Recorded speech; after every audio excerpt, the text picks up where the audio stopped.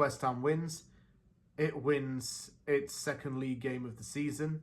And if Ipswich wins, it wins its first league game of the season and its first Premier League game in 20 plus years.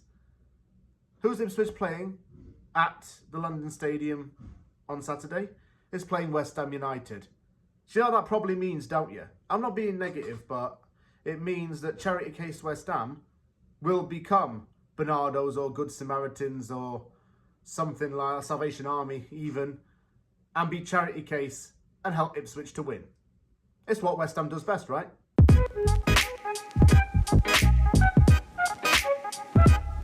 I like it when we play up against newly promoted teams, not just because I think that it's going to be an easy 3 points, and that's never the mentality going into these kind of games, but also it's a chance to see how a new team into Premier League really has started to mould itself, especially very early on in the season. And honestly, Ipswich is a team that should not be feared. It's drawn 4 games in a row. It's played against teams that are already fighting in the top half of the table, such as Aston Villa, Fulham and Brighton. And it's playing quite a good style of football. It's literally a team that's fighting to the end to get results. The 1-1 draw against Southampton was a testament to that, where Ipswich scored in the 90 plus 5th minute, albeit via a deflected shot. Still counts as a goal though. We're playing up against a side that really wants to make an impression in the Premier League. It's been several years, actually as much as 2 decades as I hinted at, since Ipswich was last back in the Premier League. Last time they were in the Premier League, George Burley was the manager. Tony Mowbray was actually playing for them at the time. And this is like 2001 time, roughly. So it's been a hell of a long time for the people of this town. And they are so glad to have Premier League football back. So they're going to want to enjoy this season, no matter where it takes them. Transfer business was quite a big thing for Ipswich this summer. I was somewhat impressed by the players they'd signed. Some of them were on my list of players for West Ham to want to sign, not just in the scout report book that I do, but also because I was vocal about it quite a lot on social media, as were some other of these West Ham analysts and scouts that we see on the app of Twitter. Mari Hutchison joined from Chelsea for a fee of 18.7 million. Ben Johnson joined from West Ham United on a free transfer. I'm really gutted that Johnson left, to be honest with you, because he'd been at West Ham all of his life pretty much since the age of 7, and then he's left to go and explore other opportunities. I didn't think he'd go to Ipswich. Anyway, Jacob Greaves signed from Hull City, the one centre-back I wanted us to sign if we did not get in Max Kilman. But by the time we signed Max Kilman, it was like, oh, well, Greaves was on his way to Ipswich anyway.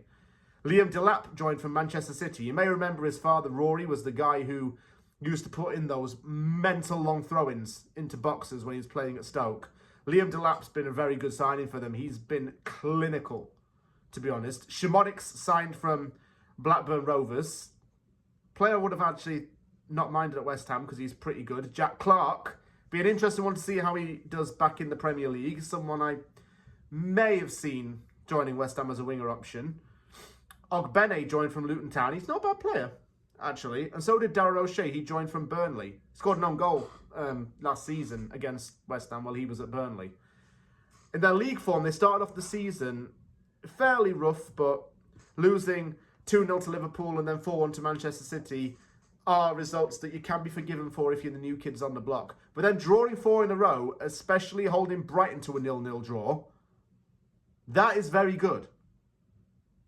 These are the type of teams we can't just take for granted. Ipswich could undo us very easily. They have almost undone other teams and been unfortunate to drop points. Players I would look out for are, well, first and foremost, Leif Davis. If we need a long-term fullback replacement, Tim Stuyton, this is the guy you should be looking at. Leif Davis was quality in the Championship.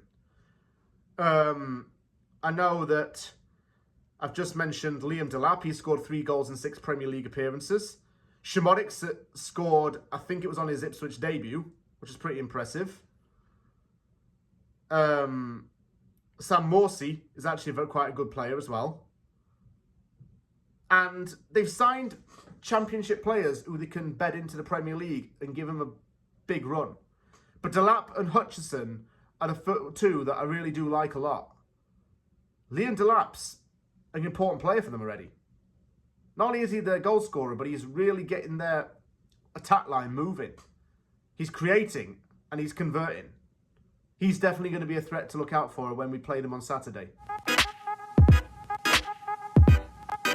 Because this year marks his 10-year anniversary at West Ham United, I'm saying Aaron Cresswell. Aaron Cresswell joined Ipswich Town from Tranmere Rovers. He spent 3 seasons at Portman Road before joining West Ham in 2014. I remember Cresswell's first goal for the club was against Newcastle United, in which he ran into the box and fired into the goal in a 1-0 win.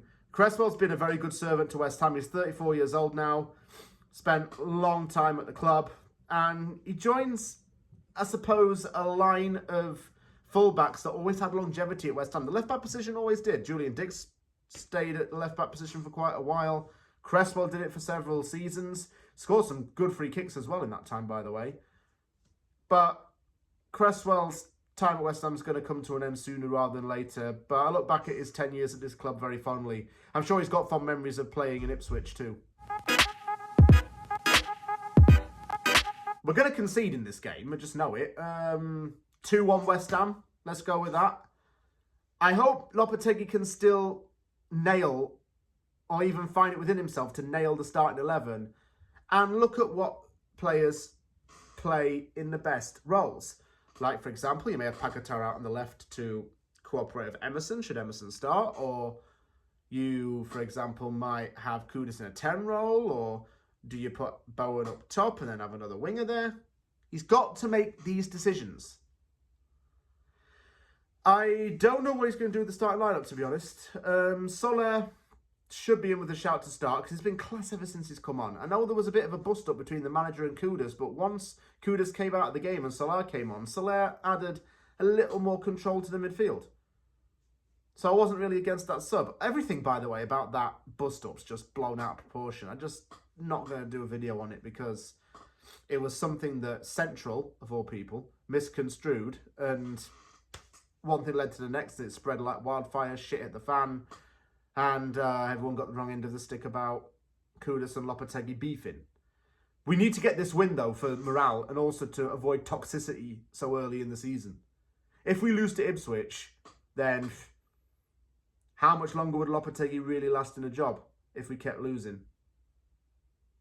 This has to be a must-win for West Ham already.